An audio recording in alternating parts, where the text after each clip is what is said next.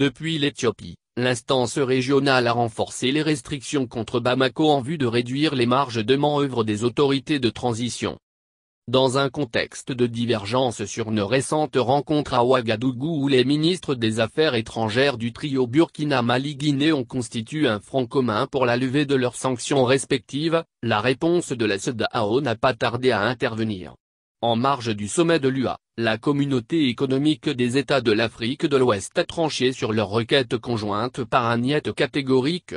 Les ministres et autres autorités du Mali demeurent interdits de voyage dans l'espace communautaire et pourraient l'être ailleurs avec l'appel de l'instance sous-régionale à la solidarité des autres organisations.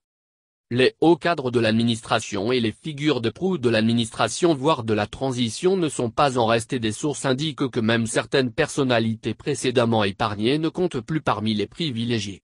On parle, en clair, du ministre des Affaires étrangères Abdoulaye Diop qui n'était pas concerné par les restrictions en même temps que le président de la transition. Il est par ailleurs exigé de maintenir un dialogue inclusif avec toutes les forces vives dans un contexte de divergence autour de l'imminent projet de référendum. Aussi la CEDEAO réfute toute initiative unilatérale sans qu'elle soit impliquée, histoire de décrier la cadre parallèle des trois transitions de la région qui ont décidé de faire front commun.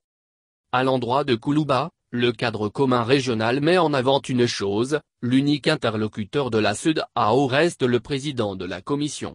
Il faut noter que les autres sanctions partielles sont maintenues malgré la levée des aspects économiques. Reste à savoir si les nouvelles sanctions feront leur effet dissuasif sur Koulouba, au regard des nouveaux débouchés que la transition s'est créée et qu'elle entend continuer à exploiter au profit des activités économiques du pays.